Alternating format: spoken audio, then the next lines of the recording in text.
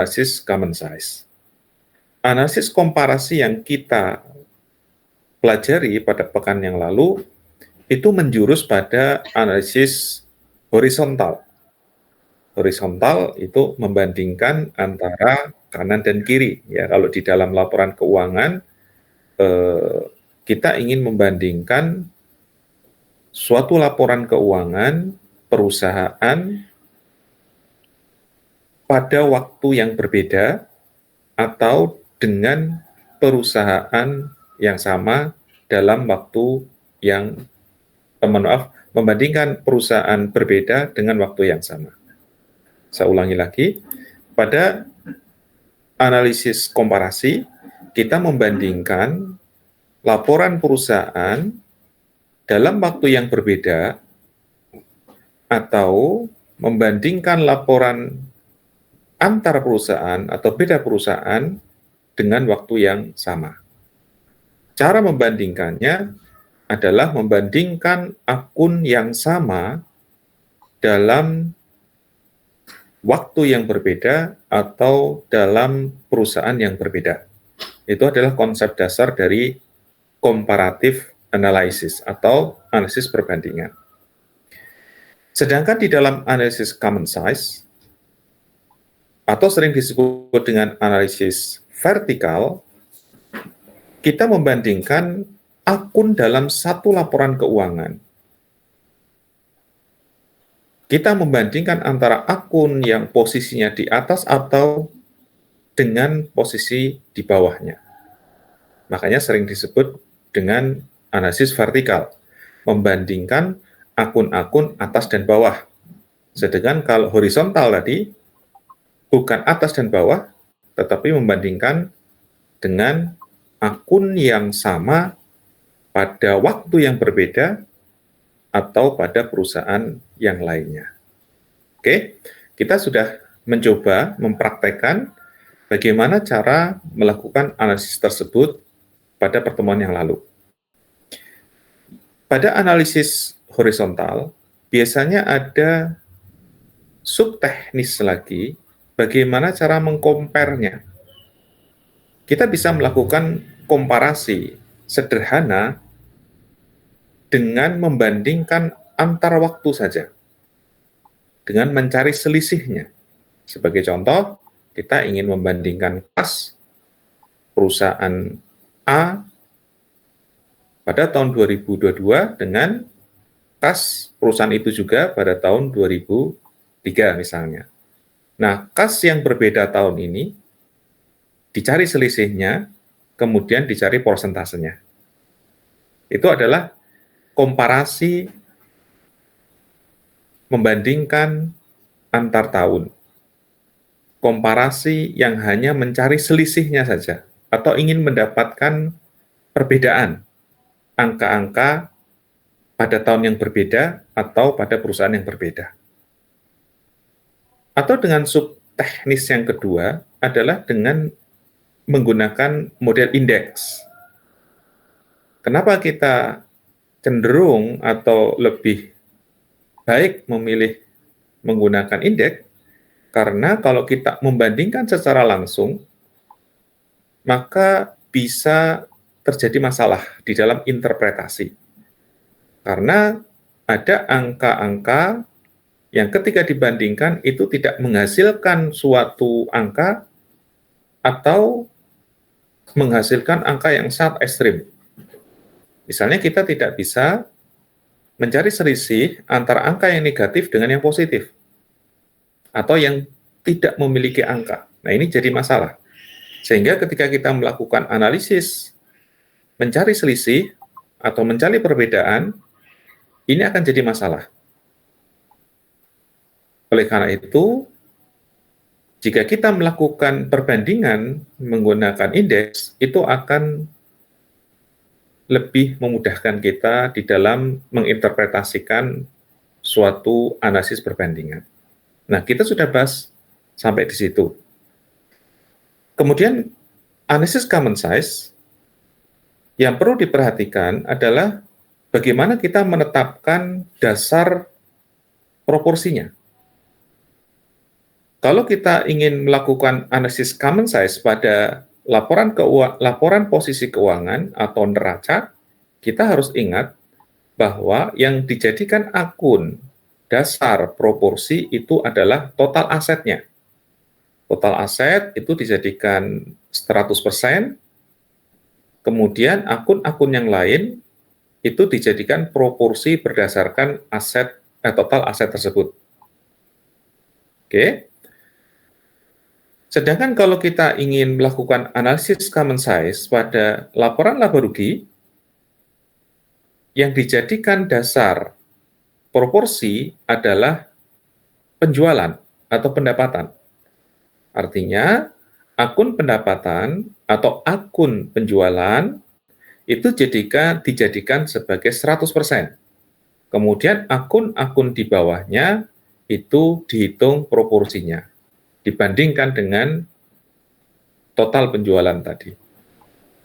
Sedangkan ketika kita melakukan analisis pada laporan arus kas, yang dijadikan sebagai dasar proporsi adalah kas masuk.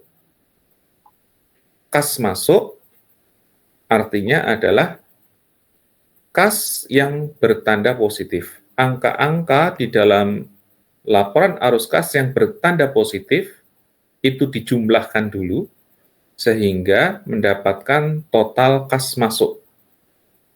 Nah, total kas masuk ini yang dijadikan sebagai dasar perhitungan proporsi. Akun-akun di laporan arus kas yang lainnya, kemudian kita hitung proporsinya. Oke, itu adalah cara melakukan analisis common size. Itu sudah kita bahas pada pertemuan yang lalu. Oke, nah sebelum kita masuk ke pembahasan teknik analisis yang lain, saya persilahkan bagi kalian untuk bertanya atau diskusi seandainya ada yang masih bingung atau ada yang belum paham terkait dengan cara melakukan analisis common size atau komparasi. Oke, saya persilahkan untuk bertanya dulu. Silahkan.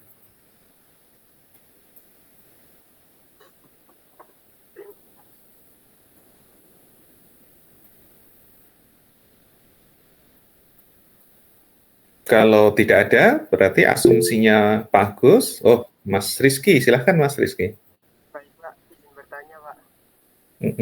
Kemarin kan yang dianalisis, yang akun-akun itu ya Pak, itu kan ada banyak banget akun dan persenannya itu beda-beda. Nah kalau misalnya mau pilih antara satu perusahaan dengan perusahaan yang lain itu yang lebih bagus, itu metodenya gimana ya Pak? Soalnya kan itu juga banyak banget Pak. Oke.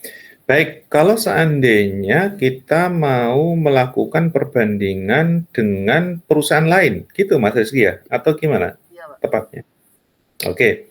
Mana yang akan diperbandingkan ketika di dalam laporan keuangan itu tidak sama akunnya, gitu mungkin ya, mungkin pertanyaannya Mas Rizky. Iya Pak. Begitu Mas Rizky? Kemarin kan yang analisis yang kedua itu yang apa ya? Yang apa ya? Saya lupa Pak namanya. Common size. Ya, common size. Common size ya. Iya, ada yang dipersen-persenkan dari yang dasarnya itu loh Pak. Nah itu kalau misalnya mau dibandingkan dengan perusahaan yang lain, itu kalau misalnya mau menganalisis kinerja yang bagus itu gimana ya Pak? Nah, bagus ya. Ini didapat persen-persenannya doang kemarin Pak. Oke ya, belum sempat kita interpretasikan ya Mas Rizky ya.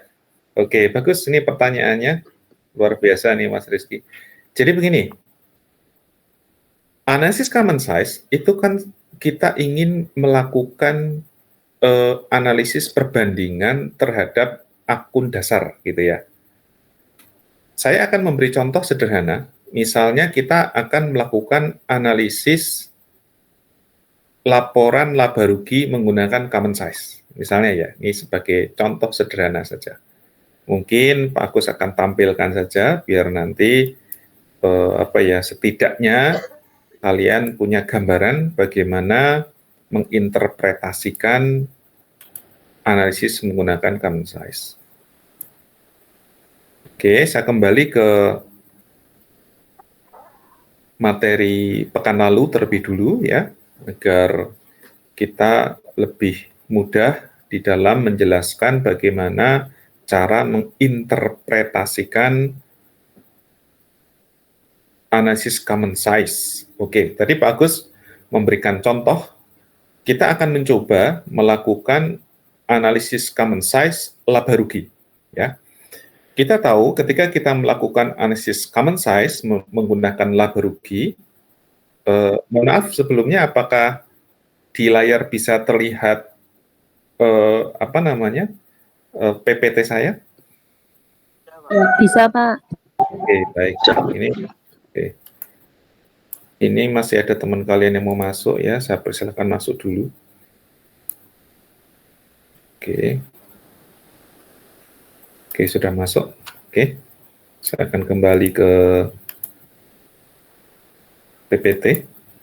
Baik. Seperti yang tadi Pak Agus sampaikan, ketika kita melakukan analisis common size, khususnya pada laporan laba rugi, maka yang dijadikan sebagai akun dasar proporsi adalah penjualan. Oleh karena itu, nilai penjualan pasti akan bernilai 100%. Oke, nah kemudian kita harus menghitung proporsi dari akun-akun di bawahnya, karena kebetulan akun penjualan itu paling atas. Maka kita perlu melakukan perhitungan proporsi dari akun-akun bawahnya terhadap penjualan. Sebagai contoh, ini sudah jadi laporan common size laba ruginya. Contoh pada tahun 2022 ya, kita menggunakan tahun 2022 terlebih dulu. Nanti pertanyaan Mas Rizky, kalau bagaimana kita membandingkan dengan perusahaan lain akan saya jelaskan setelah kita membandingkan antar tahun terlebih dulu ya. Baik, pada tahun 2022 ya, terlihat di analisis common size ini laba bruto ya, laba bruto itu adalah laba kotor ya. Laba kotor itu adalah laba yang diperoleh dengan cara mengurangkan penjualan total dari suatu usaha dikurangi beban pokok penjualannya atau beban pokok produksinya.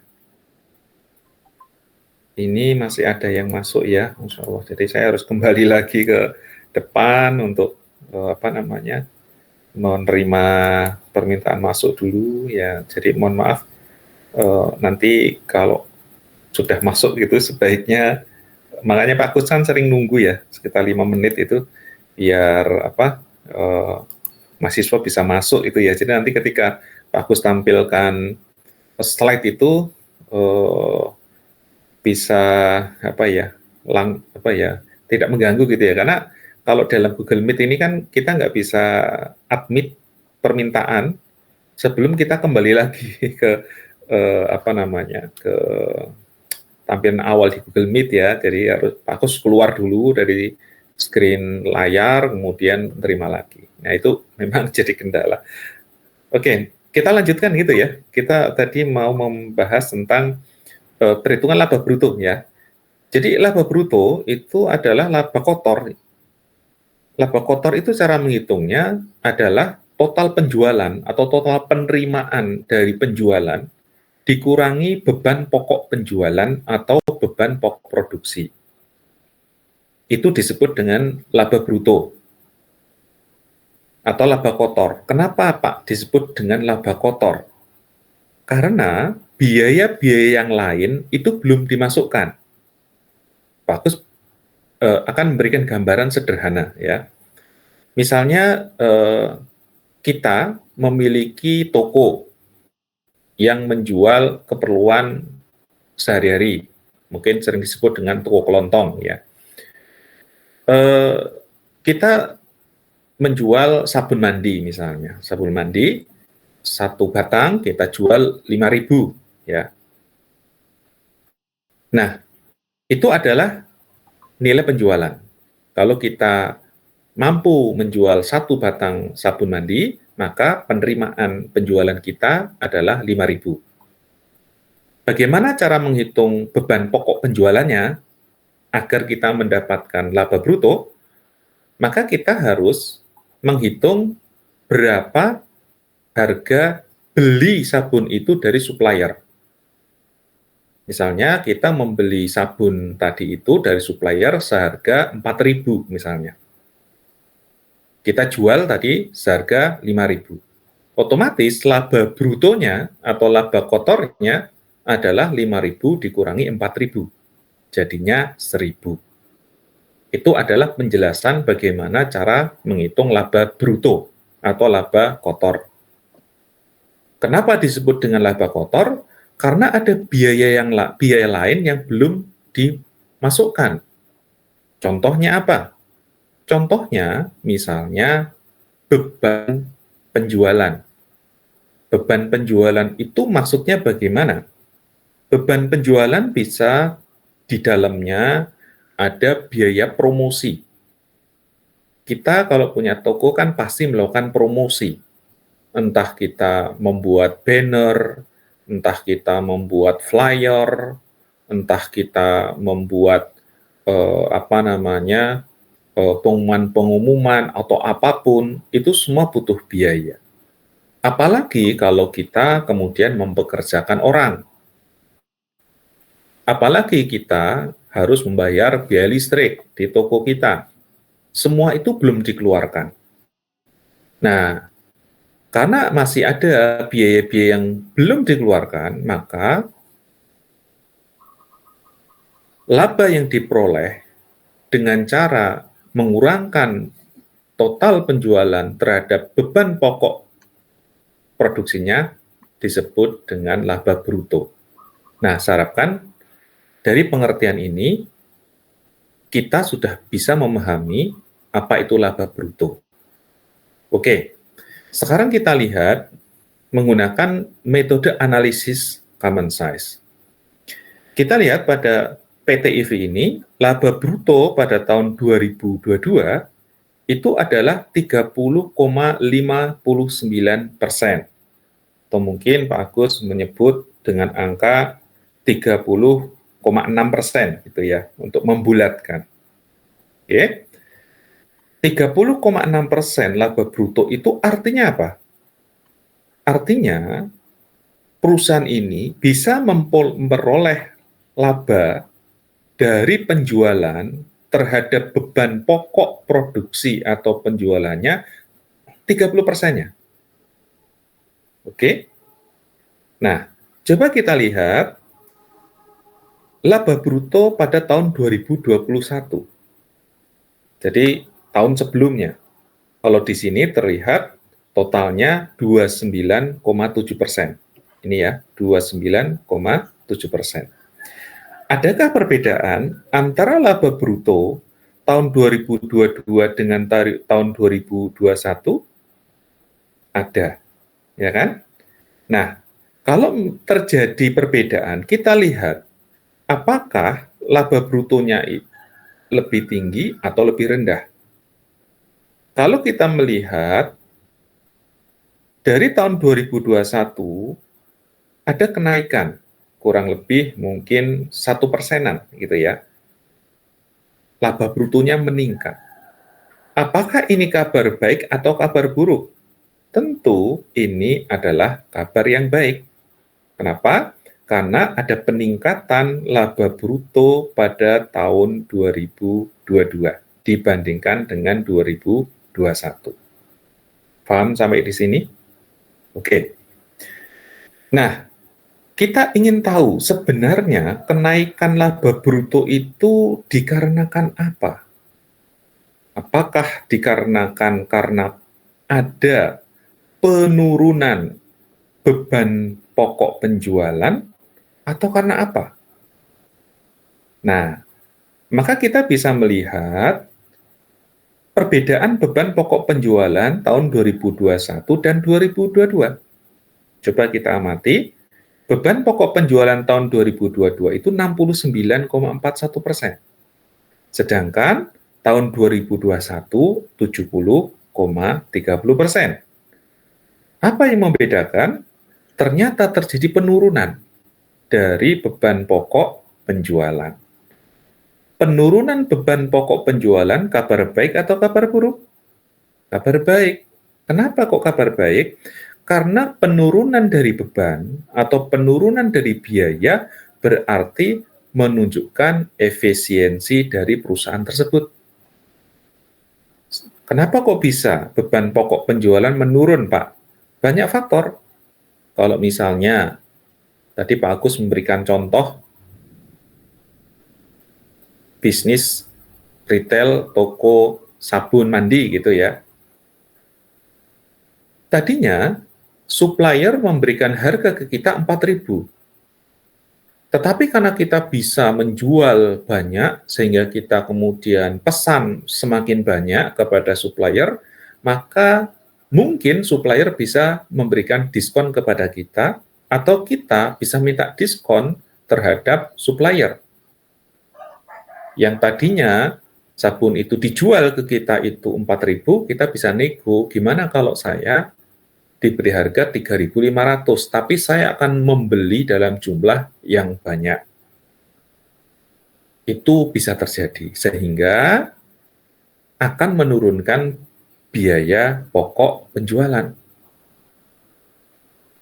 Nah, berarti di sini perusahaan yang beban pokok penjualannya semakin menurun dari tahun ke tahun dibandingkan dengan tahun sebelumnya misalnya, berarti salah satu indikasi perusahaan ini sangat efektif. Dia bisa menurunkan biaya produksi atau menurunkan biaya pokok penjualannya, bisa nego kepada supplier gitu ya. Dan ini merupakan suatu yang baik. Tetapi kalau beban pokok penjualannya itu meningkat, tentu ini sesuatu yang kurang baik.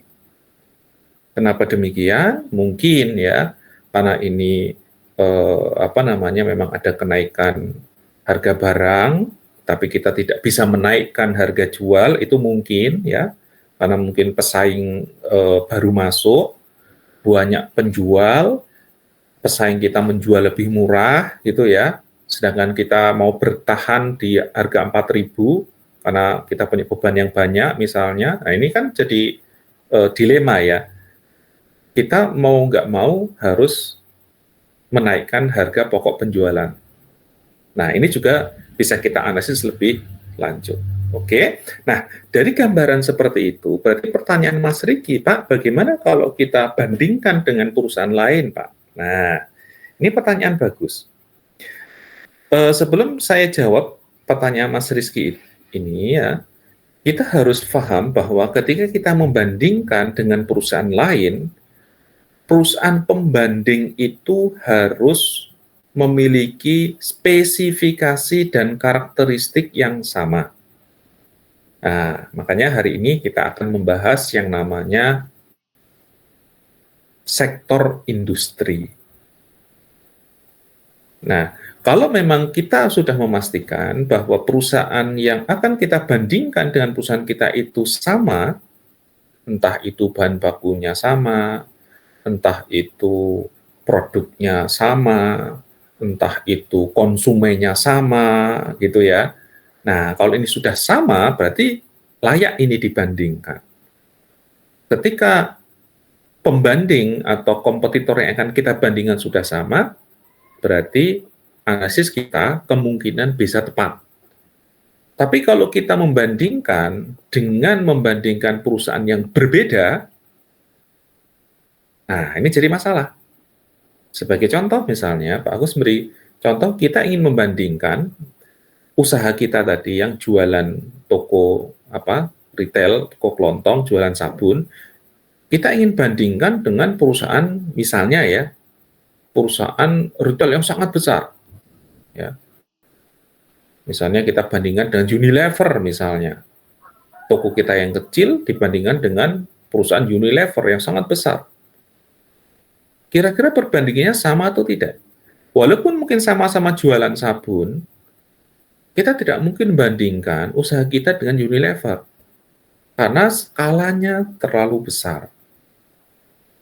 Karena mereka mampu membuat sabun, kita tidak bisa. Kita hanya membeli dari supplier. Kan seperti itu logikanya. Kalau kita ingin membandingkan dengan perusahaan yang sesuai, carilah mungkin perusahaan yang sama-sama seperti kita, jualan toko sabun dengan skala yang hampir sama, dengan metode yang hampir sama, kita bandingkan. Baru kita mendapatkan pembanding yang fair. Nah, bagaimana cara membandingkannya? Sebenarnya hampir sama dengan membandingkan dengan perbandingan tahun seperti ini. Kalau memang semuanya sama, kita bisa melihat apakah perusahaan pesaing itu beban pokok penjualannya atau laba brutonya lebih tinggi atau lebih kecil dari kita, gitu ya. Nah, kita bisa menggunakan kompetitor kita itu sebagai pembanding. Apakah kita lebih baik, laba brutonya lebih tinggi atau lebih rendah? Nah, yang menjadi pertanyaan adalah, apakah tepat kita kemudian mengambil salah satu kompetitor sebagai pembanding, kan gitu. Mungkin kita kan punya banyak tuh kompetitor, banyak toko-toko yang jualan sabun. Apakah tepat kalau kita membandingkan hanya satu saja? Tentu jawabannya kurang tepat ya. Kenapa? Harusnya kita mencari pembanding dari rata-rata kan, rata-rata seluruh toko-toko retail yang jualan sabun yang setara dengan kita. Misalnya dalam satu Kabupaten Purworejo, toko yang menjual sabun yang mirip dengan kita ada 100 misalnya. Kita harus mencoba mencari informasi atau data atau laporan keuangan dari 100 perusahaan itu, kita rata-ratakan berapa total penjualannya, berapa total laba brutonya, berapa total beban pokok penjualannya. Setelah dirata-ratakan, bandingkan dengan laporan keuangan kita, bandingkan dengan laba bruto kita, bandingkan dengan beban pokok penjualan kita. Apakah laba bruto kita, apakah beban penjualan kita lebih tinggi atau lebih rendah dibandingkan rata-rata industri atau rata-rata toko retail yang ada di Kabupaten Purworejo. Itu bisa dijadikan sebagai alat evaluasi. Apakah kita lebih baik atau lebih buruk dari rata-ratanya? Kalau kita lebih baik dari rata-ratanya, itu adalah sesuatu yang positif. Tapi kalau seandainya laba bruto kita di bawah rata-rata dari toko-toko retail yang menjual sabun, itu adalah kabar buruk. Berarti kita mungkin kurang efisien, kita mungkin tidak bisa menawar, atau kita mungkin salah di dalam mendapatkan supplier. Nah, itu sebagai contoh sederhana bagaimana kita melakukan analisis common size ya, dengan cara membandingkan dengan perusahaan lain atau membandingkan pada tahun sebelumnya. Itu cara menginterpretasikan yang sederhana. Nah, Pak Agus baru memberi contoh satu interpretasi berdasarkan beban penjualan dan laba bruto. Belum menginterpretasikan yang lain. Misalnya, bagaimana dengan laba operasi, Pak? Kalau laba operasinya 14,78%, ini menunjukkan apa? Kan gitu ya. Kalau kita lihat dari akun-akun di atasnya, laba operasi itu kan berarti laba bruto dikurangi dengan beban-beban yang belum terhitung tadi. Mungkin kalau perusahaan besar juga ditambah selisih kurs gitu ya. Kemudian dikurangkan bunga dulu kalau perusahaan atau usaha kita harus hutang pada bank misalnya, maka beban bunga harus dikeluarkan dulu, dikurangkan dulu, atau mungkin ditambah pendapatan lain-lain, baru itu namanya beban laba operasi. Nah, jadi kan laba operasi itu sudah mendekati laba yang bersih gitu ya. Tapi belum kena pajak. Nah, kalau sudah dipajaki, baru tuh kita mendapatkan laba bersih. Kalau misalnya kita jualan di warung, ya nggak kena pajak ya. Ya, nah cukup sampai laba operasi mungkin gitu ya. Oke ya, jadi seperti itu Mas Rizky, bagus sekali pertanyaannya. Pak Agus sudah memberikan sedikit contoh bagaimana melakukan interpretasi terhadap laporan laba rugi menggunakan model common size. Nah, selebihnya, karena waktunya juga nggak mungkin Pak Agus harus melakukan analisis secara mendetail ya, kalian baca ya. Sebagai contoh, Pak, bagaimana kita melakukan analisis common size pada neraca, Pak? Interpretasinya seperti apa? Pak, gimana Pak kalau kita melakukan interpretasi pada analisis common size di arus kas? Ini seperti apa, Pak? Nah, tentu Pak Agus tidak bisa menjelaskan secara detail karena waktunya sangat terbatas. Boleh kalian tanya ke Pak Agus secara pribadi atau mungkin pas ketemu, silahkan. Tetapi tentu kalau kita detail banget, waktunya nggak cukup karena kita pada dasarnya ingin mengenalkan terlebih dulu pada kalian bagaimana melakukan analisis laporan keuangan dasar sehingga akan mendasari kalian seandainya nanti tertarik di dalam melakukan suatu analisis laporan keuangan. Mas Rizky sudah menjawab pertanyaannya atau belum? Sudah Pak, sangat menjawab. Terima kasih. Oke, baik. Ada yang mau bertanya lagi terkait dengan materi sebelumnya? Kalau tidak, kita akan melakukan analisis teknik dasar analisis selanjutnya ya.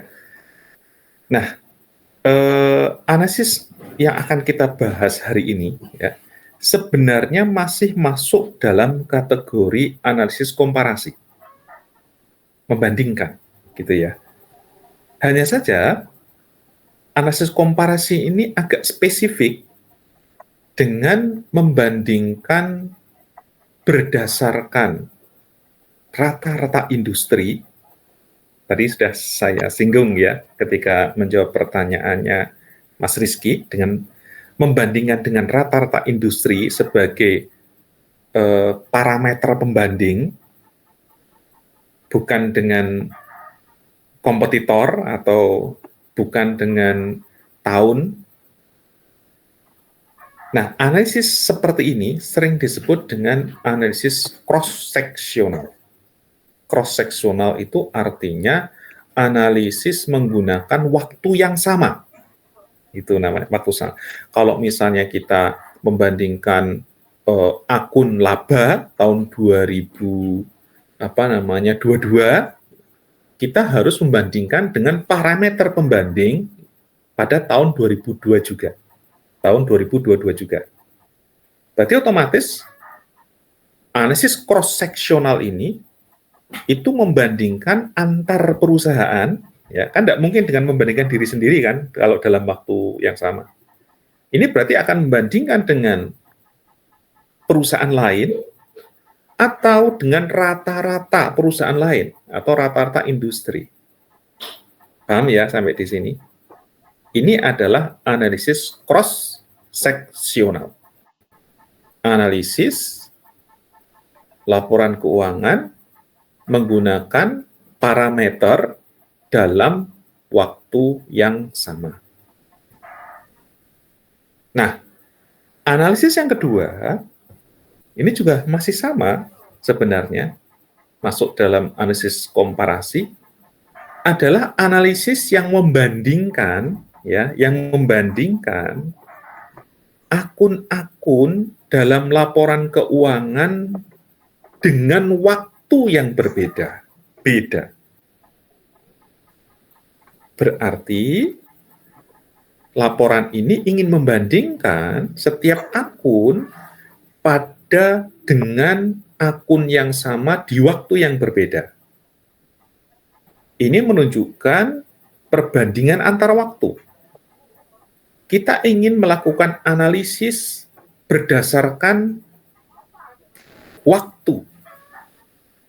Dengan berjalannya waktu, bagaimana analisisnya? Analisis ini sering disebut dengan analisis time series. Nah, apa Pak bedanya dengan yang kita pelajari pada pertemuan yang lalu? Yang kita pelajari pada pertemuan yang lalu itu hanya membandingkan waktu pendek gitu ya. Hanya mungkin tahun 2002, 2001, 2020 gitu ya. Tapi kalau analisis time series, itu kita ingin mencoba melakukan analisis dalam jangka waktu yang panjang. Misalnya 10 tahun, 15 tahun gitu ya. Nah, ini adalah analisis time series. Dua analisis ini itu cukup penting kita pelajari agar kita bisa melakukan analisis yang lebih dalam dan bisa memprediksi trennya. Tren ya, tren itu adalah kecenderungan suatu pergerakan dalam jangka panjang. Apakah pergerakannya naik atau turun gitu ya. Itu adalah tren. Tentu kalian sudah pernah dengar kata tren ya. Kalau misalnya kalian sebagai anak-anak muda, oh sekarang lagi ngetren baju warna pink misalnya. Wow, berarti kan semuanya bajunya pengennya warna pink gitu ya. Jadi tren kan kecenderungan sesuatu itu apa namanya dalam jangka waktu yang panjang gitu ya. Oke, baik. Pak Agus akan presentasikan sebentar ya. Kemudian kita coba untuk diskusikan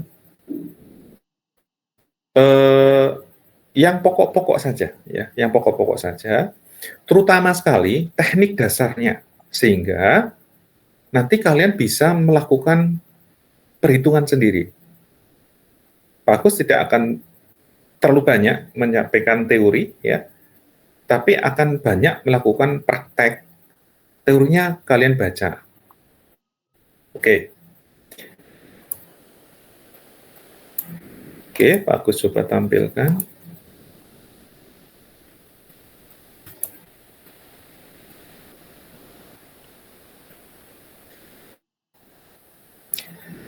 Mohon maaf, apakah sudah bisa terlihat di layar kalian teknik dasar untuk cross section dan time series?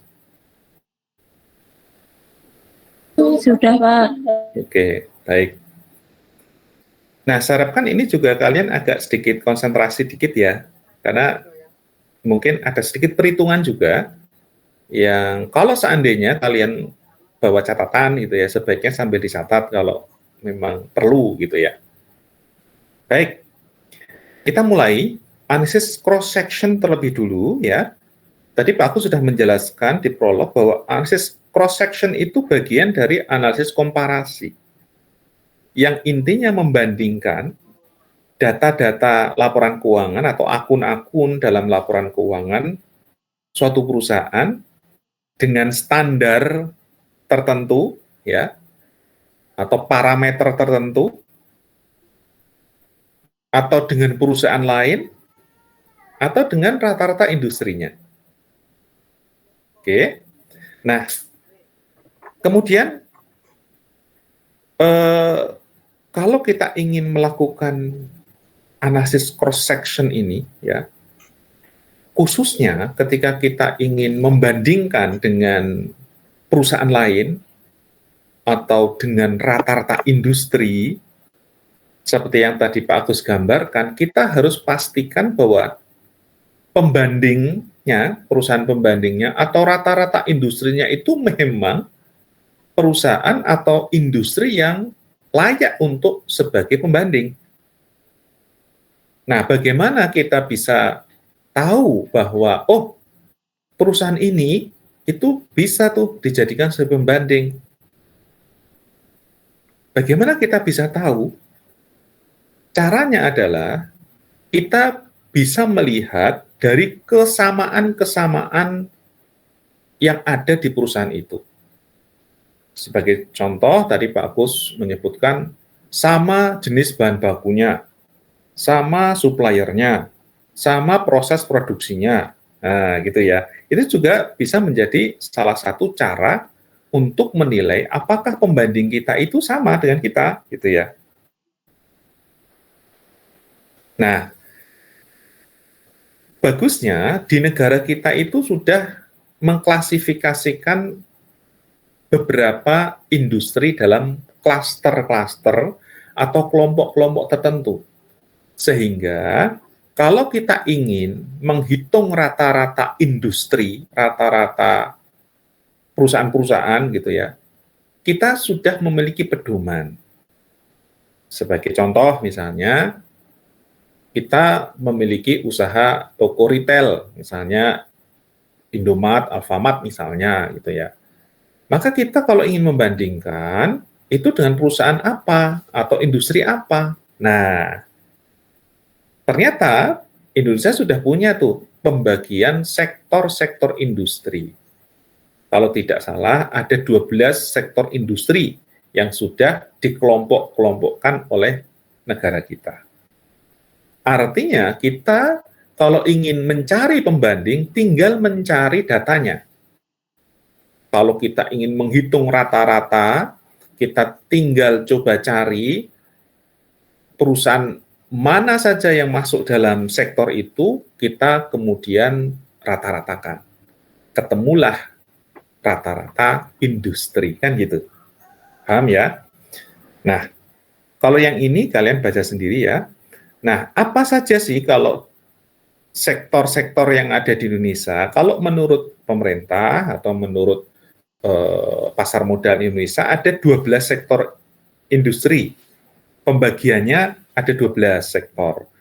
Ada sektor energi, ya kira-kira sektor energi itu kayak perusahaan pertambangan minyak bumi, perusahaan gas gitu ya, apalagi PLN, itu kan energi semua tuh, ya kan? Masuk di situlah.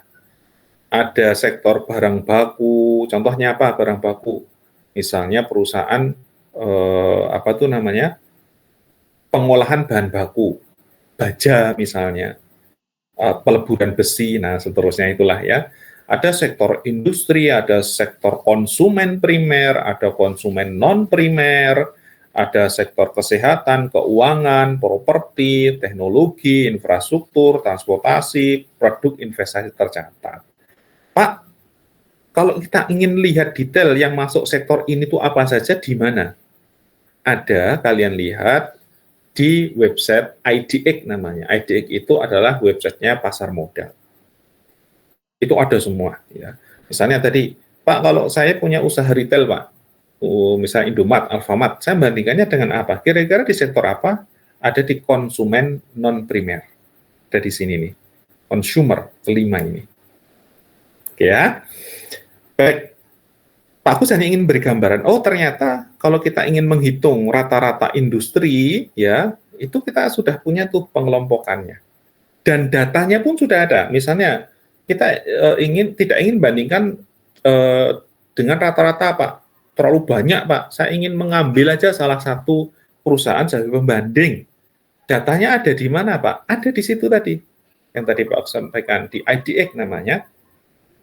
Kalau misalnya kita ingin mencari pembanding perusahaan tunggal, misalnya kita cari dulu sektornya sama enggak dengan sektor kita, kemudian kita cari listnya berapa perusahaan, nah kita pilih tuh, oh ini kira-kira cocok tuh untuk pembanding perusahaan saya, itu bisa dilakukan. Oke ya. Nah, kemudian sebelum memilih perusahaan pembanding tunggal tadi, kita harus tahu betul apakah model bisnis perusahaan yang kita pilih tadi memang sama dengan kita gitu ya. Karena kadang-kadang itu ada perusahaan yang kayak mirip tetapi nggak bisa dibandingkan. Aku beri contoh misalnya ya, yang sederhana saja. Kalian mungkin ingin membandingkan PT Astra misalnya ya. PT Astra itu kan perusahaan otomotif, kan kalian punya data keuangannya tuh.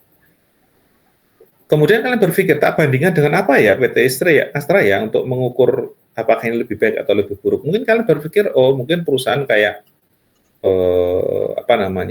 Suzuki misalnya, atau kalian bandingkan dengan perusahaan Volvo misalnya, atau kalian bandingkan dengan perusahaan yang jualan spare part misalnya. Nah, itu dalam industri yang sama loh, ya. Tetapi kalau kita salah di dalam memilih pembandingnya, hasilnya tidak akan valid. Kita harus mencoba mencari perusahaan yang hampir mirip dengan kita. Walaupun sama dalam satu sektor industri, tapi cara bisnisnya mungkin beda-beda loh. Sebagai contoh misalnya, kita bandingkan PT Astra dengan misalnya PT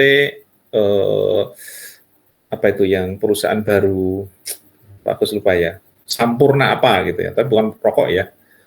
Nah, dia juga mirip-mirip tuh dengan Astra, tapi perusahaan ini hanya bisnis otomotif murni. Dia cuma jualan spare part, cuma jualan kendaraan gitu ya. Pertanyaannya kalau itu dibandingkan dengan Astra bisa nggak? Bisa sih bisa, karena memang Astra ini kan memiliki bisnis inti otomotif kan. Tapi Astra itu punya lini bisnis selain otomotif yang juga menghasilkan pendapatan yang besar. Astra itu punya lembaga keuangan, ya, kayak bank punya. Astra itu punya perkebunan, usaha perkebunan.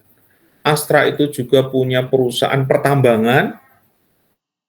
Jadi kalau kita bandingkan PT Astra dengan PT tadi itu Sampurna apa, kira-kira bisa nggak? Agak susah. Kenapa? Karena PT Astra ini dia pemasukannya dari berbagai macam pemasukan, walaupun yang otomotif ada, sedangkan yang PT Sampurna tadi, dia hanya otomotif saja. Nah, kalau kita coba bandingkan, tentu ini kurang tepat sebenarnya. Ya, kenapa? Karena ada perbedaan.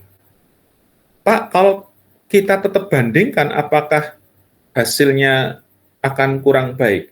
Sebenarnya kalau kita paksakan bandingkan bisa, asalkan kita bisa mengeluarkan pendapatan-pendapatan non-otomotif dulu.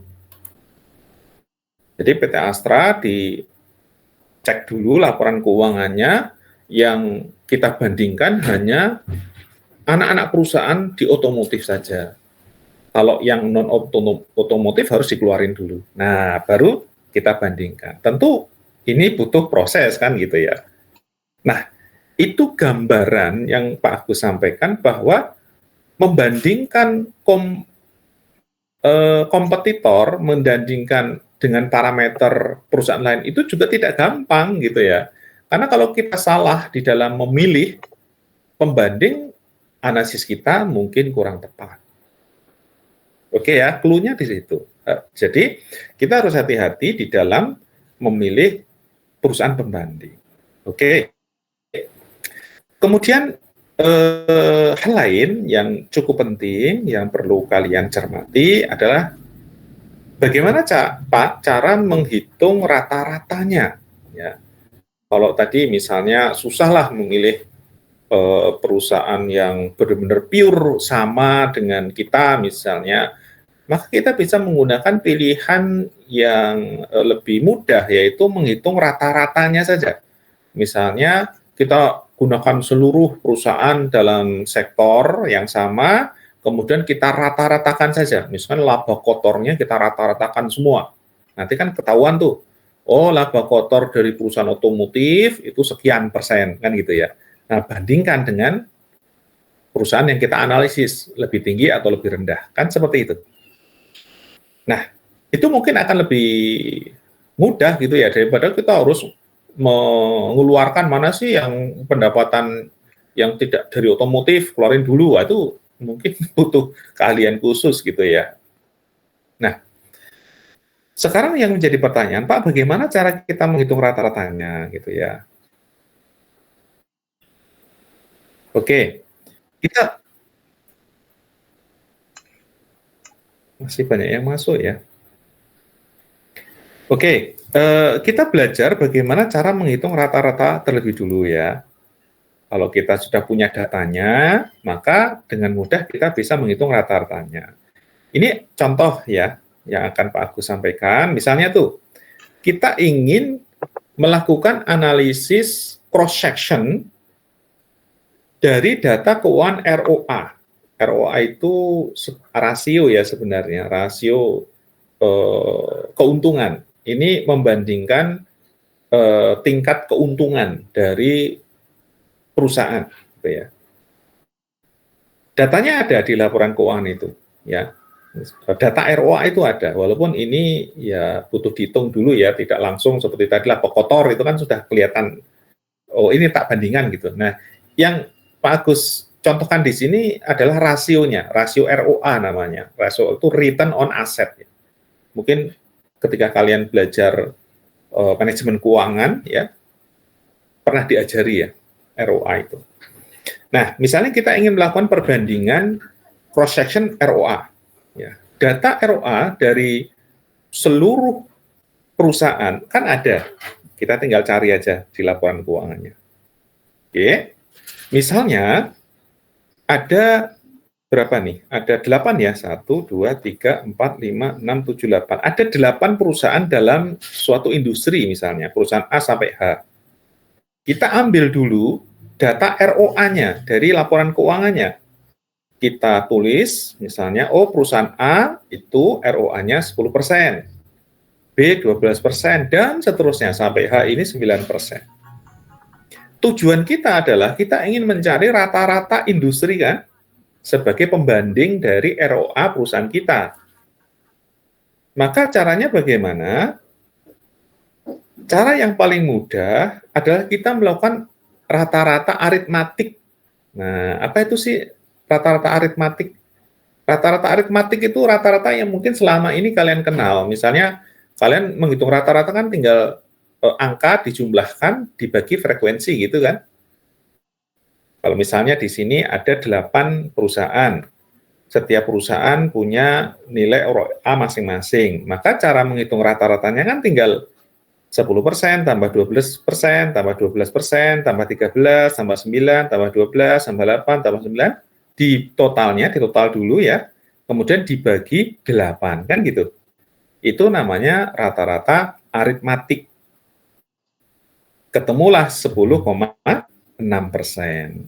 Berarti 10,6% itu adalah rata-rata industri ROA. Nah, kita lihat nih, perusahaan yang akan kita analisis, apakah ROA-nya di atas 10,6% atau di bawah 10,6%. Kalau ROA semakin tinggi kan semakin bagus, karena ini adalah tingkat profitabilitas, tingkat keuntungan. Seperti itu, ya. Saya yakin ini cara yang paling mudah melakukan analis menggunakan rata-rata aritmatik untuk menentukan rata-rata industrinya. Tetapi terkadang penggunaan rata-rata seperti ini itu kurang tepat. Kenapa kurang tepat? Karena setiap perusahaan itu kan ada yang gede, ada yang kecil gitu ya. Ada yang perusahaan konglomerasi dan macam-macam. Jadi kalau kita gunakan rata-rata itu kayak menyamakan antara perusahaan masih baru dengan perusahaan yang sudah lama, udah gede, dianggap sama kan, karena itu tinggal dirata-ratakan. Tentu ini tidak bagus ya. Artinya kita seharusnya membuat rata itu yang proporsional. Jangan semuanya itu dianggap sama kemudian dirata-rata. Nah, caranya bagaimana kalau kita ingin membuat rata-rata yang lebih proporsional, kita bisa menggunakan model atau cara rata-rata tertimbang.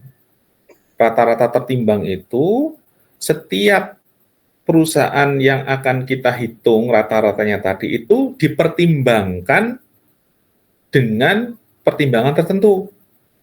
Misalnya, kalau perusahaan yang gede ya harusnya tidak disamakan dong dengan perusahaan yang kecil gitu ya. Nah, tentu itu ada timbangannya sendiri.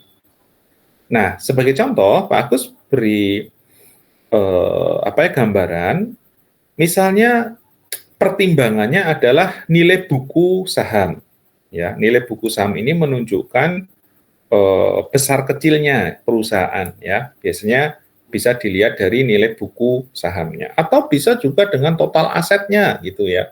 Boleh, terserah kita, tapi harus dibedakan, gitu ya, antara perusahaan satu dengan perusahaan yang lainnya. Jangan langsung dirata-rata.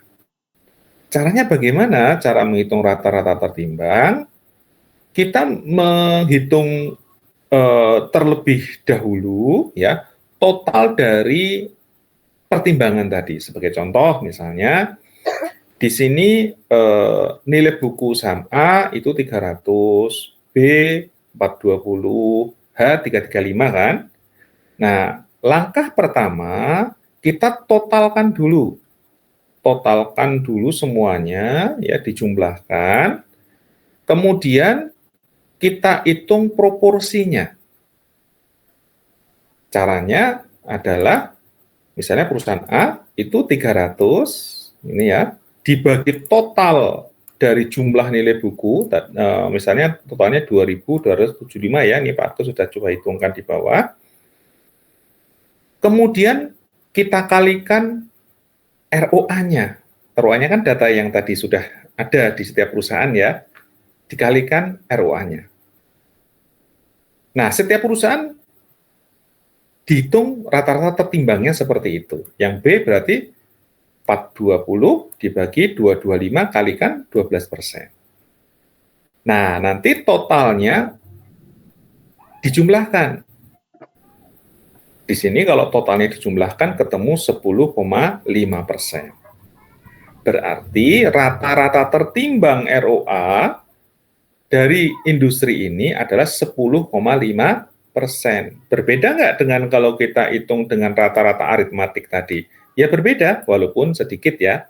Kalau yang rata-rata aritmatik kan 10,6. Kalau menggunakan nilai buku 10,5, ya tidak jauh berbeda gitu ya. Kebetulan gitu ya. Ini kebetulan tidak jauh berbeda. Tapi pada prakteknya mungkin agak berbeda gitu ya. Oke, itu cara melakukan perhitungan rata-rata industri dengan rata-rata tertimbang. Nah, ada cara lain selain menghitung rata-ratanya, yaitu dengan melihat mediannya. Median itu berarti nilai tengahnya. Kalian sudah belajar statistik toh? Nah, caranya bagaimana cara menghitung median? ROA ini diurutkan dari yang kecil ke besar, ya. Kemudian dicari tengah-tengahnya, itu angka berapa? Nah, ternyata kalau Pak Agus coba hitung gitu ya, mediannya 11%. Nah, 11% itu bisa dijadikan sebagai parameter pembanding. Atau langkah yang juga bisa digunakan, langkah lain yang bisa digunakan untuk mencari pembanding adalah nilai modusnya. Modus kita tahu adalah angka yang paling banyak keluar kan? Kalau di sini ada 10, 12, 12, 13, 19, 12, 19. Nah, kira-kira yang paling banyak keluar apa? Nah, gampang nih, 12 kan ada 1, 2, 3. Oh, kita gunakan aja tuh 12% sebagai parameter. Jelas sampai sini ya? Cara menghitung rata-rata industri. Oke? Nah, setelah kita bisa menemukan rata-rata industri, kita tinggal bandingkan aja setiap akun-akun tuh di dalam laporan keuangan yang akan kita bandingkan. Apakah lebih tinggi atau lebih rendah? Interpretasinya, ya, kalau yang sifatnya menguntungkan, yang menguntungkan itu berarti pemasukan ya. Kalau yang masuk-masuk, misalnya pendapatan, gitu ya, apalagi keuntungan, gitu ya, itu semakin tinggi, semakin baik. Tapi kalau namanya beban biaya itu, kalau semakin tinggi berarti semakin buruk, gitu aja caranya. Jadi pembandingnya itu kita lihat, membandingkannya kita lihat apakah itu yang dibandingkan yang masuk, dananya masuk, atau yang menguntungkan, atau yang merugikan, atau yang keluar. Nanti kita bisa bandingkan. Kalau lebih tinggi dibandingkan dengan yang pendapatan misalnya, berarti kita lebih baik. Kalau biaya yang kita bandingkan, biaya kita lebih rendah dibandingkan kompetitor, berarti kita lebih baik kan gitu. Oke ya, itu adalah cara sederhana di dalam melakukan analisis cross section. Oke ya, di sini ada pertanyaan sebelum kita masuk ke analisis time series, saya persilahkan.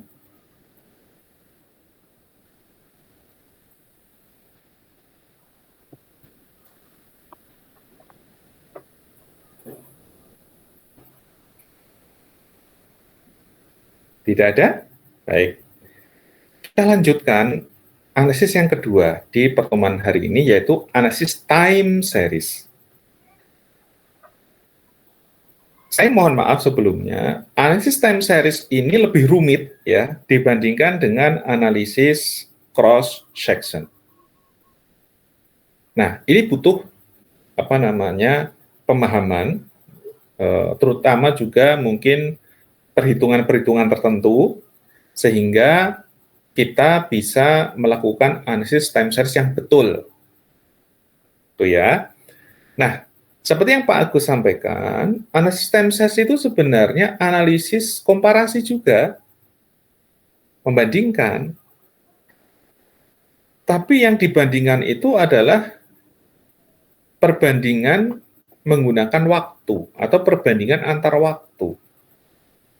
Nah, perbandingan antara waktu dari tahun ke tahun atau dari kuartal ke kuartal gitu ya, itu bisa dianalisis.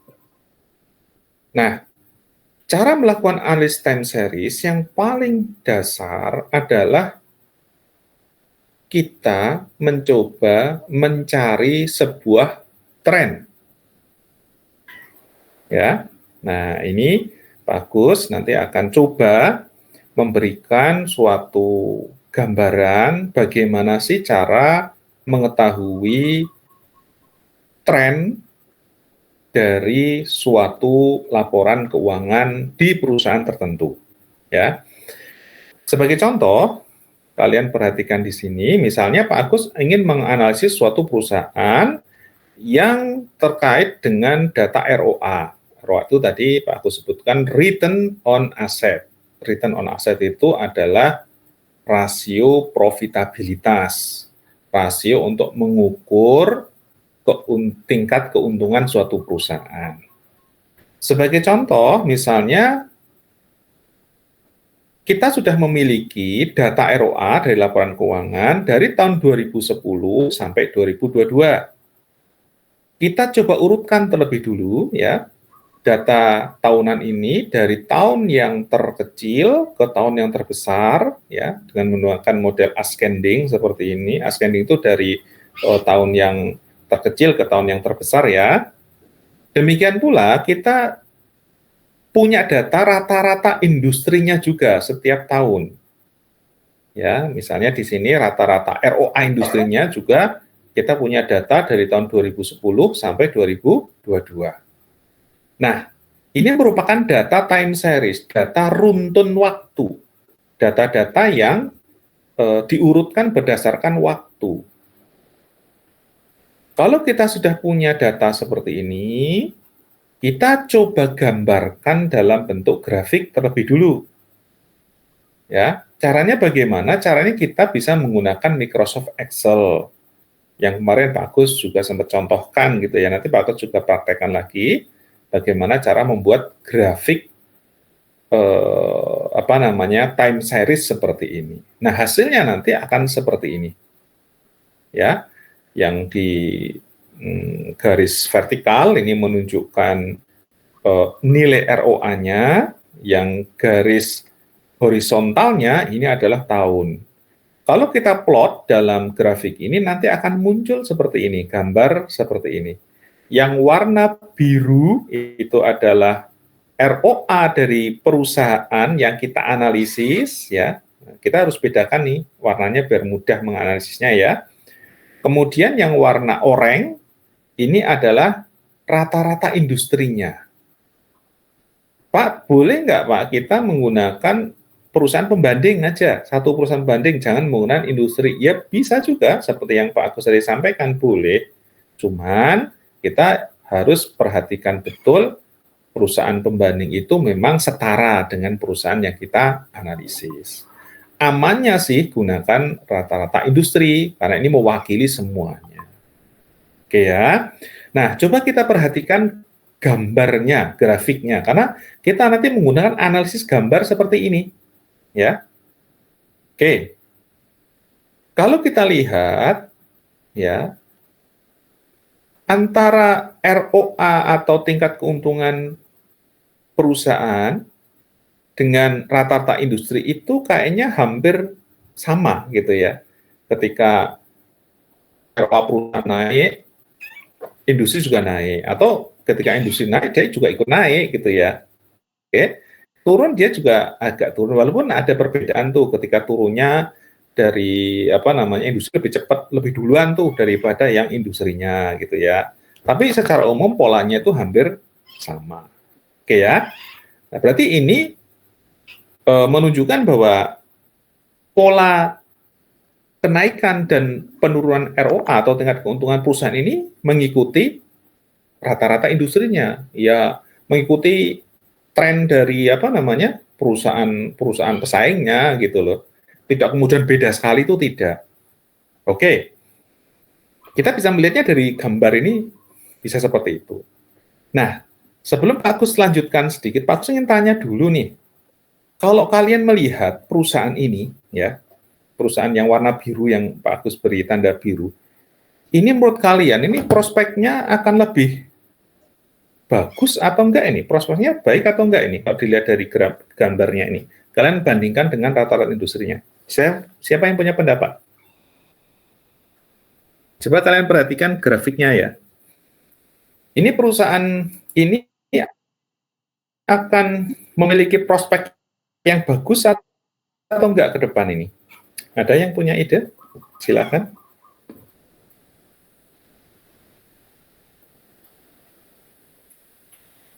Lihat grafiknya. Nah,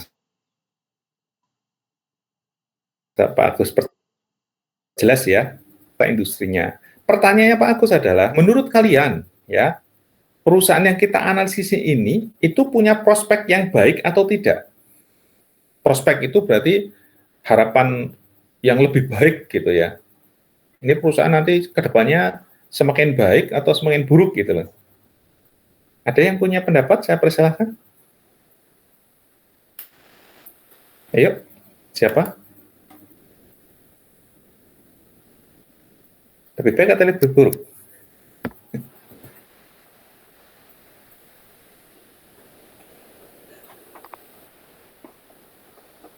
Semakin baik, Pak. Oke, Mbak Ana, semakin baik. Kenapa Mbak Ana? Alasannya? Karena semakin besar ROA-nya, maka kinerjanya juga semakin baik. Oke, Mbak gitu, Ana ya bisa nggak, Pak? tahu bahwa ROA-nya semakin besar dari mana? Dari grafik itu, grafiknya kan semakin naik dari tahun ke tahun. Good, bagus. Oke. Jadi, prospeknya, kalau menurut Mbak Ana, prospeknya bagus atau suram? Semakin Madesu baik. atau masa depan suram atau masa depan bahagia? Maduba, masa depan bahagia, Ya. Pak. Ya, ternyata Maduga ya, masa depan bahagia. Oke, good. Dengan melihat dari grafik yang mengalami kenaikan dari tahun ke tahun ya, Mbak Ana ya? Ya. Oke, good. Bagus ini. Ya, analisisnya sudah jalan gitu ya. Oke, ada pendapat lain. Ya, silahkan, Mbak Ana Latifah ya. Yang lain, ayo, silahkan. Ini kucing saya ikutan mau kuliah ini. Ada yang mau berpendapat lain?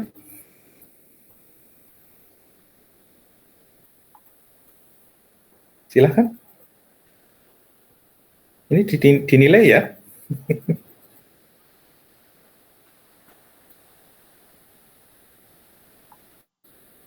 Mbak Ana belum membandingkan dengan rata-rata industrinya loh ya, baru melihat satu grafik saja. Nah, itu clue-nya di situ. Coba kalian bandingkan dengan rata-rata industri. Kan kita membandingkan kan dengan perusahaan atau rata-rata industrinya. Nah, coba kalian, siapa yang mau mencoba menganalisa lagi selain Mbak Ana? Ya, siapa ya ini? Mas Rizky. Coba Mas Rizky, gimana analisisnya? Kalau tadi kan Mbak Ana membandingkan dari satu perusahaan saja ya Pak. Kalau saya mungkin kalau dilihat dari grafik itu, kalau mungkin kinerjanya emang bagus, cuma kalau dibandingkan dengan perkembangan industrinya mungkin cenderung lebih lambat Pak. Oke, cenderung lebih lambat. Iya, Oke. soalnya perkembangannya malah kayak semakin tertinggal sama yang rata-rata industrinya Pak. Oke, bagus sekali. Kelihatan di mana coba Mas? Ini analisis Mas Rizky bagus ya. Kelihatan lebih lambat gitu ya. Itu kelihatan dari mana, Mas? Kalau kita lihat dari apa namanya gambar ini? Kalau yang dari gambar ini mungkin kalau tahun 2010 kan jarak dari grafik yang merah sama biru kan masih jauh lebih tinggi yang biru ya Pak. Cuma kan lama-kelamaan trennya kayak yang merah tuh lebih nyalip yang biru gitu. Iya, Masya Allah. Betul sekali. Jadi ini perhatikan ya, kalian ujiannya juga seperti ini, membaca grafik ya. Salah satunya baca grafik. Jadi kalian dalam melakukan laporan keuangan itu kan menghitung, kemudian membuat grafik, salah satunya ya, kemudian menginterpretasikannya. Yang disampaikan oleh Mbak Ana sebenarnya tidak salah kalau dia mengatakan bahwa ini perusahaan masa depannya bagus ini Pak, karena setiap tahun kelihatan naik ROA-nya. Ini tentu tanda-tanda yang baik. Tidak ada yang salah, ya. Nah, tetapi kita ketika mau mengevaluasi sesuatu tidak bisa kita egois ya. Misalnya gini, kita ingin mengevaluasi diri kita apakah saya mahasiswa yang berprestasi atau tidak sih di UMP misalnya. Kalian kemudian menggunakan IP kalian setiap semester. Oh, IP saya tadi masuknya masih Nasakom. Nasakom itu nilai 1, IP-nya itu semester 1, 1, semester 2 sudah 2, semester 3 sudah ya menjelang 3 misalnya gitu ya. Kemudian kita mengatakan, wah ini prospek saya bagus nih, saya termasuk berprestasi nih kan gitu ya. Bisa kan? Seperti itu juga bisa. Tetapi kalau kita melakukan evaluasi secara egois seperti itu, tanpa melihat pembanding yang lain, tentu menjadi kurang tepat ya kan? Karena pada dasarnya kan kita ingin mengevaluasi apakah kita itu sudah standar dengan yang lainnya, dengan rata-rata yang lainnya, kan gitu. Kan seharusnya kita mencoba mencari rata-rata IPK dari teman-teman semua, ya. Kita coba tuh satu angkatan, IPK-nya itu gimana sih trennya gitu ya. Nah, kalau kita sudah bandingkan diri kita dengan pembanding, kan kita jadi bisa introspeksi lebih baik lagi ya. Tidak terlalu pede banget lah ya. Saya itu keren nih, naik terus gitu. Karena kita belum melihat pembanding yang umum kan gitu ya.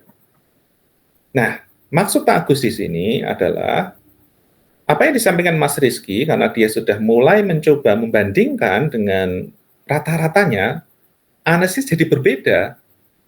Kenapa? Betul, memang kita itu naik ya, kita terus naik. Tetapi ternyata kenaikan kita itu kalah gitu ya dengan kenaikan rata-rata dari industri. Bahkan cenderung kenaikan dari industri itu akan melampaui kenaikan dari kita. Ini terlihat dari grafik yang mulai ada cross-nya, ada mulai persilangannya gitu ya. Tadinya memang kelihatan bagus ya, kita di atas rata-rata industri, kita sempat turun sebentar, rata industri itu naik, kita turun, tapi kita naik lagi gitu ya.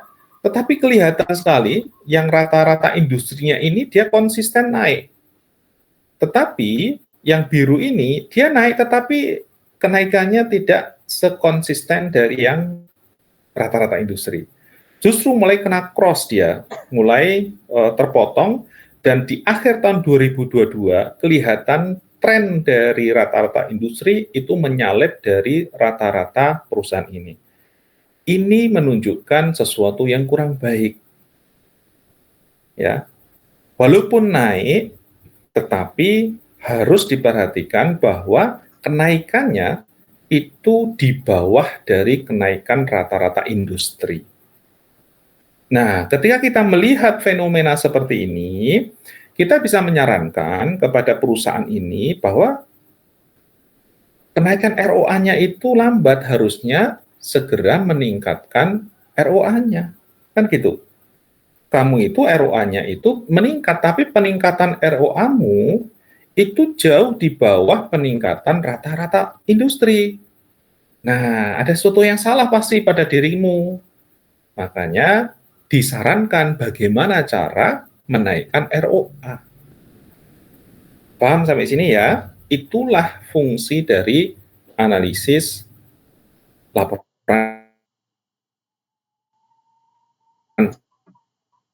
keuangan. Oke ya, baik. Ini adalah cara membuat grafik tren gitu ya. Nah, kemudian meskipun kita bisa melakukan analisis menggunakan pengamatan gambar, ya, tapi kita harus mempertimbangkan hal-hal di luar yang ada di gambar dan data. Karena dalam bisnis itu banyak faktor yang mempengaruhi. Ya, misalnya ada penurunan tren, ada penurunan ROA, tapi itu bukan karena memang manajemennya yang keliru, tapi mungkin ada peraturan pemerintah yang berubah. Misalnya pas zamannya Pak Prabowo, misalnya ini kan ada program penghentian pembangunan infrastruktur ya kan. Dulu zamannya Pak Jokowi itu kan yang ditekankan infrastruktur terus gitu ya.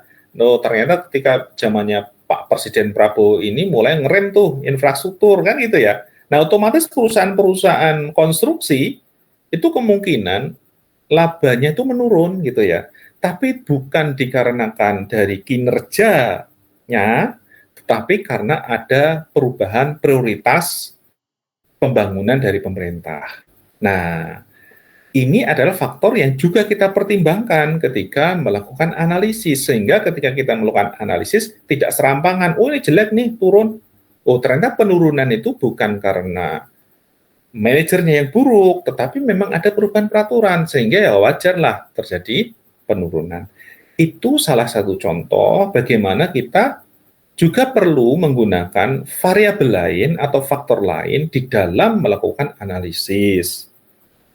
Mungkin ada perubahan kompetisi, ada perubahan teknologi, mungkin ada akuisisi atau merger, itu juga bisa dijadikan sebagai salah satu alat analisis.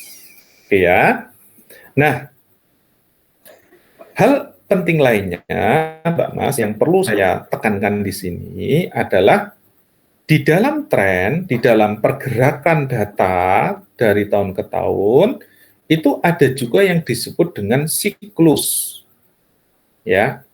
Nah, siklus itu apa sih, Pak, sebenarnya? Siklus itu adalah fluktuasi bisnis dalam jangka yang relatif pendek, ya antara 2 sampai 10 tahun. Jelasnya gimana? Jelasnya begini, Mbak Mas.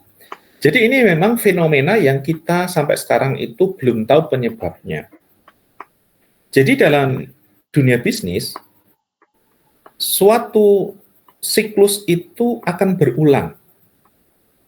Misalnya, walaupun kita usahanya itu nggak ada masalah gitu ya, kayaknya nggak ada problem, tapi setiap 2 sampai 10 tahun, itu biasanya kalau kita turun, misalnya, itu akan turun lagi gitu ya, di 2 sampai 10 tahun lagi.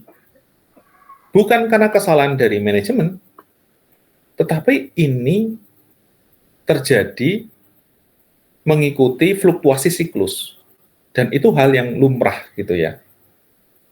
Nah, apa pentingnya dalam analisis? Pentingnya adalah ketika kita melihat ada pergerakan tren, seperti tadi ada naik turun, yang perlu kita cermati, apakah ini siklus atau memang tren jangka panjang? Kalau memang tren jangka panjang, kita harus hati-hati.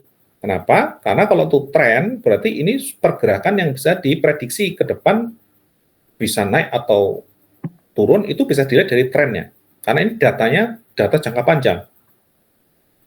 Tetapi di tengah-tengah tren itu kadang ada gejolak kan, naik turun gitu ya. Nah, naik turun itu disebut dengan siklus. Nah, kita harus hati-hati jangan sampai ya kita melakukan kesalahan analisis gara-gara siklus. Ketika memang siklusnya turun, ya itu wajar, nanti akan naik lagi gitu ya. Tapi kalau kita kemudian tanpa memperhatikan siklus, kita kemudian menganalisis, oh ini perusahaan ini jelek nih, turun ini gitu ya. Performanya turun, kinerjanya turun, wah nggak bagus ini. Padahal penurunan itu karena siklus yang berulang. Paham ya? Berarti siklus itu juga perlu diperhatikan di dalam melakukan analisis time series, khususnya ketika kita melakukan analisis tren. Kemudian yang ketiga, yang perlu kalian perhatikan ketika melakukan analisis time series adalah pola musiman.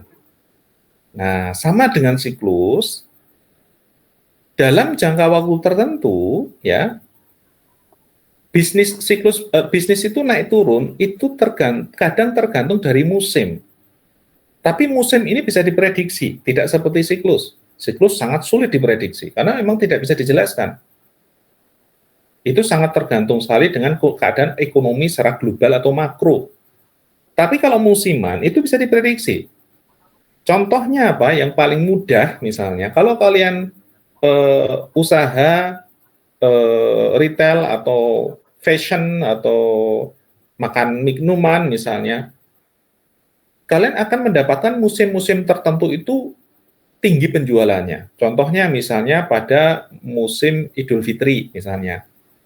Nah, ketika menjelang Idul Fitri, itu kan barang-barang banyak permintaan kan?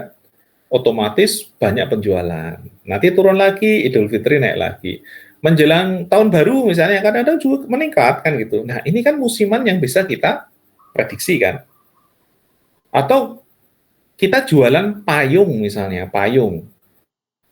Jualan payung itu juga akan mengalami fluktuasi musiman. Kalau musim hujan, penjualannya naik. Kalau musim kemarau, penjualannya turun. Nah, jangan sampai kita menganalisis suatu perusahaan ketika ada kenaikan, wah ini porsinya bagus banget nih, naik ini. Ya, padahal itu memang pas musimnya naik, gitu ya. Pas turun, jangan sampai kemudian kita bicara, wah ini jelek ini, kinerjanya turun ini sekarang kuartal ini. Padahal memang itu karena pas musim kemarau, nggak ada penjualan payung atau jas hujan. Nah, itulah dibalik makna kenapa kita harus memperhatikan musiman ketika menganalisis suatu analisis time series. Oke.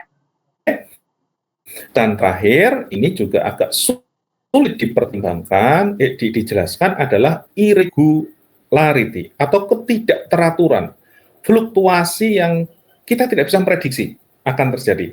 Tapi itu bisa terjadi. Contohnya, misalnya terjadi bencana alam. Nah, ketika terjadi bencana alam, tokonya rusak, pabriknya rusak, ya kan, tidak bisa ada penjualan. Nah, ini kan sesuatu juga yang harus dipertimbangkan ketika melakukan analisis. Contoh lain misalnya pabriknya terbakar. Ketika pabriknya terbakar otomatis tidak bisa produksi kan, penjualannya turun.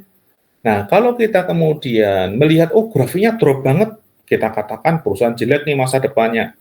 Tapi kita tidak tahu apa masalahnya yang sebenarnya. Ternyata ada kebakaran pabrik toh. Nah, kita nggak bisa menjudge kemudian, ini kinerja manajernya jelek, nggak bisa. Karena memang ini ada kasus tertentu yang menyebabkan adanya penurunan tren. Itu namanya ketidakteraturan. Ya, fluktuasi ini memang tidak bisa diprediksi, ya.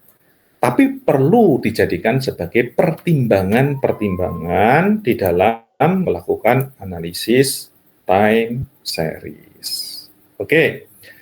Terakhir Pak Agus ingin mempraktekkan ya cara melakukan analisis cross sectional dan analisis time series menggunakan Excel ya. Nah, silakan kalau nanti kalian mau mempraktekkan di rumah, filenya ini akan Pak Agus kirimkan ya kepada kalian, sehingga ketika mungkin kalian mengerjakan tugas, nanti kalian ujian gitu ya, kalian sudah bisa melakukannya. Baik, kita coba praktek menggunakan bagaimana cara menggambar tren terlebih dulu ya. Oke, misalnya kita sudah memiliki data tahun 2010 sampai 2022. Oke. Data yang kita punya adalah ROA perusahaan dan ROA industri. Kita coba plot di dalam grafik. Caranya seperti yang dulu Pak Agus pernah sampaikan, kita tinggal shot semua data ini ya. Kemudian kita pilih inset seperti ini. Inset ya di pojok kiri. Mohon maaf, bisa kelihatan dari situ, Mbak Mas?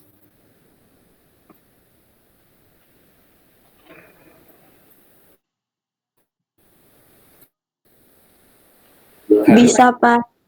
Bisa ya? Jangan sampai Pak Agus ngomong banyak-banyak, nggak bisa. Oke, kemudian pilih chart, jangan lupa ya, pilih chart di sini. Kemudian pilih salah satu di sini. Terserah mau pilih gambar yang seperti apa. Nah, nanti akan muncul seperti ini. Lihat nih. Nah, seperti ini. Seperti dulu Pak Agus sampaikan, tinggal kalian modif saja. Misalnya di sini di apa namanya? Aksisnya kalian ubah formatnya, misalnya dimulai dari angka berapa. Seperti itu ya. Nah, nanti kalian lakukan sendiri di rumah. Nah, kemudian kalau kita ingin menggambar garis tren itu garis yang lurus titik ini. Ini menunjukkan garis tren ya. Kalian tinggal klik misalnya seperti ini ya. Kalian klik kanan sama nanti kalian gunakan mungkin format data series. Kemudian coba gunakan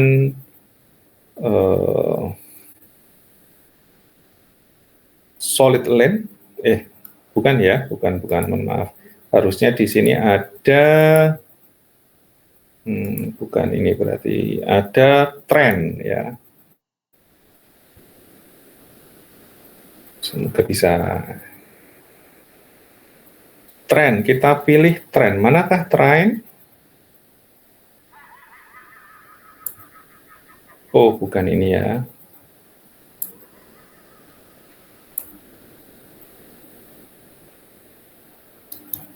Klik kanan, kemudian add trend line ya, mohon maaf. Ini ada add trend line, tambahkan garis trend, Anda klik ya di atas format data series, seperti ini. Nah, kalian pilih yang linear. Linear itu yang garis lurus. Bisa kalian buat eksponensial, tapi nanti melengkung. Nah, tren itu garis linear, garis lurus, maka pilih yang linear ini. Oke? Nah, nanti akan kelihatan tuh seperti ini. Mulai kelihatan garis tren. Coba yang biru, kita coba garis trennya kayak apa. Sama dengan tadi, kita klik dulu yang grafik biru, klik kanan, add trend line, kemudian jadikan linear. Nanti akan seperti ini. Oke, mudah ya? Jadi, dengan cara seperti ini, kalian akan lebih kelihatan tuh, ini trennya naik atau turun. Trennya di atas rata-rata industri atau di bawah rata-rata industri. Nanti kelihatan sekali di sini. Oke ya, saya pikir mudah cara membuat garis tren.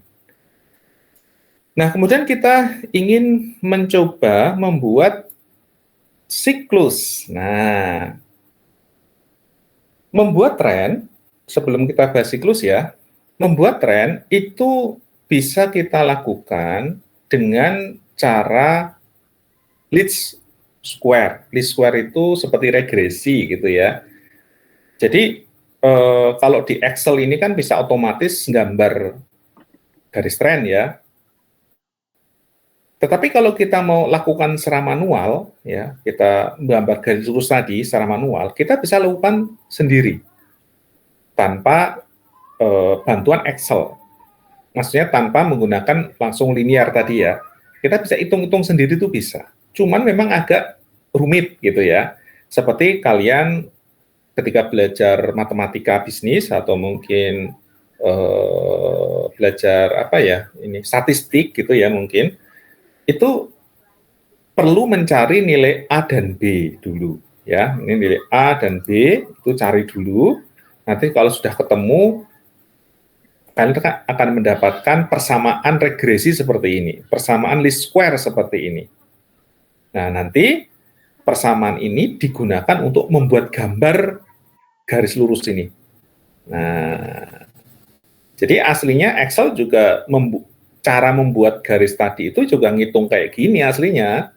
Tapi tadi kan sudah ada menunya, langsung klik, langsung muncul garis lurus seperti ini. Aslinya nggak seperti itu, artinya dihitung juga kayak gini. Nah, ngitungnya seperti ini, kalian nanti bisa pelajari sendiri, ya. Tahun diurutkan dari yang terendah ke paling baru. Kemudian tahun ini diberi angka sebagai angka X-nya. Tahun pertama itu nilainya 1, tahun kedua 2, dan seterusnya. Sampai ini tahun ke berapa? Kok nggak bergerak ya. Nah, seperti itu ya. Sampai tahun ke 30. Nah, kemudian nilai penjualan, karena ini menggunakan data penjualan ya, itu dijadikan Y. Sama juga nanti dimasukkan nilai penjualan per tahun ya. Jadi ini nilai penjualan pada tahun 1, tahun 2, tahun 3 gitu ya. Kemudian kalian lakukan perkalian X dan Y. Oke. Setelah itu X-nya ini dikuadratkan. Nanti kalau sudah dilakukan seperti ini, kalian bisa mencari garis ini. Garis Y sama dengan 31,2 plus 20,4X. Intinya nanti kalian mendapatkan nilai A dan B. A ini kan sebenarnya adalah 31,2 ini. B itu 2,04 gitu ya. Nah, kemudian kalau kita ingin buat gambar tren, garis tren, ya tinggal persamaan ini dimasukkan aja ke dalam data. Nanti akan menjadi garis lurus seperti ini. Nah, sekarang bagaimana cara membuat siklus, gambar siklus, kan gitu pertanyaannya. Untuk membuat grafik siklus, itu tinggal kalian bagi ya nilai Y atau penjualan dengan nilai trennya. Semuanya itu dibagi.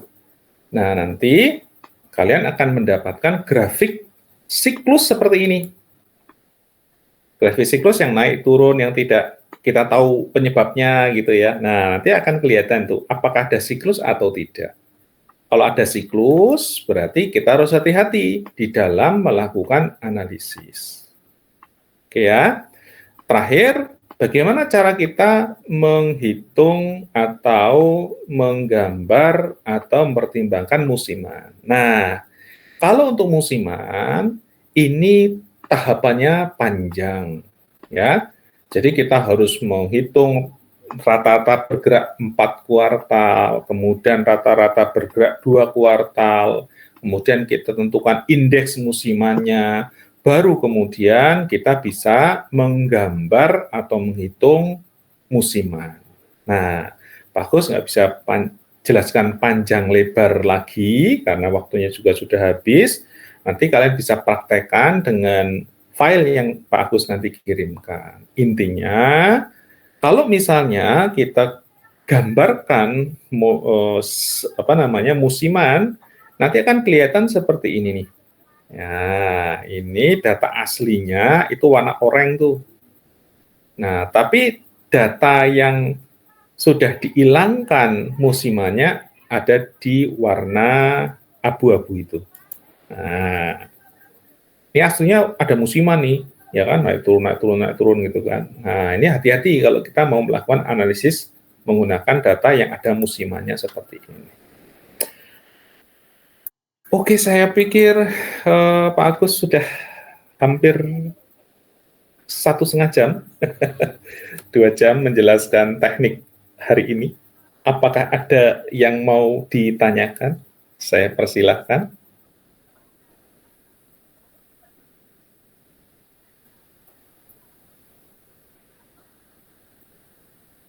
Kalau tidak, Pak Agus tanya ya, untuk apa tuh namanya, menambah nilai kalian. Pertama, ya, tadi Pak Agus menjelaskan tentang analisis cross section, gitu ya. Coba jelaskan apa itu analisis cross section. Silakan.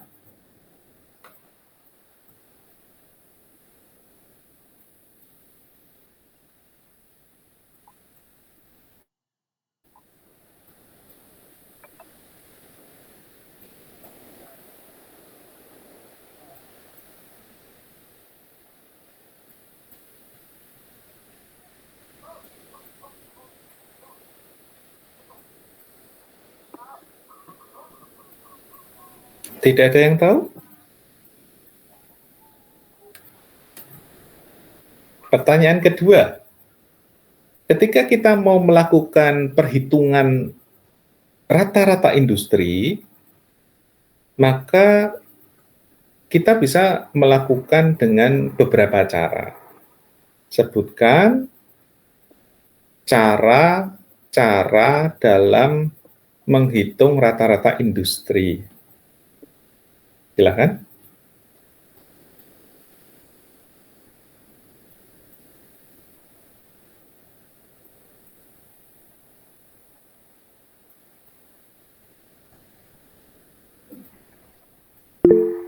Mbak Sylvia, silakan Mbak Sylvia.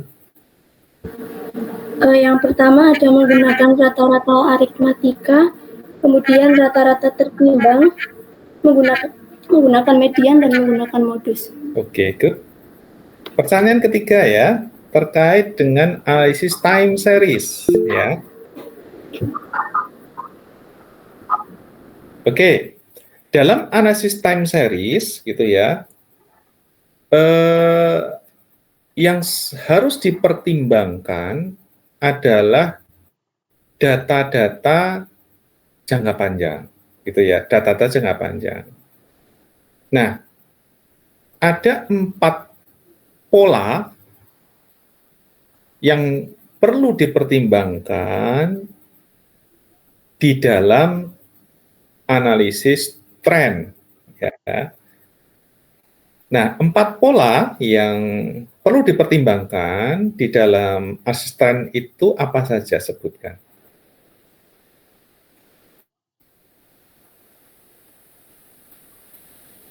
Pola itu maksudnya tadi yang Pak Agus jelaskan naik turun itu kan ada beberapa pola yang perlu diperhatikan sebelum melakukan interpretasi grafik gitu ya. Silakan.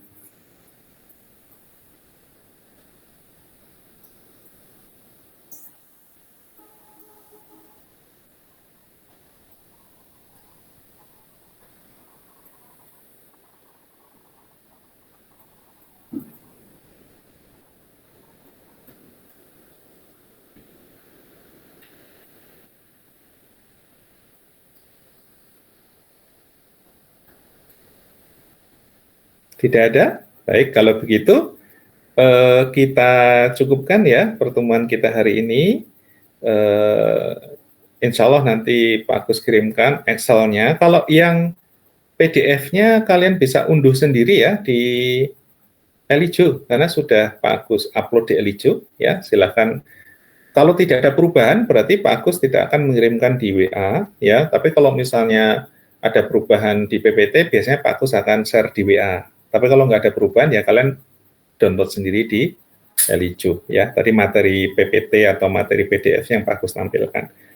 Oke, terima kasih semuanya. Assalamualaikum warahmatullahi wabarakatuh. Waalaikumsalam warahmatullahi wabarakatuh. Terima kasih, Pak.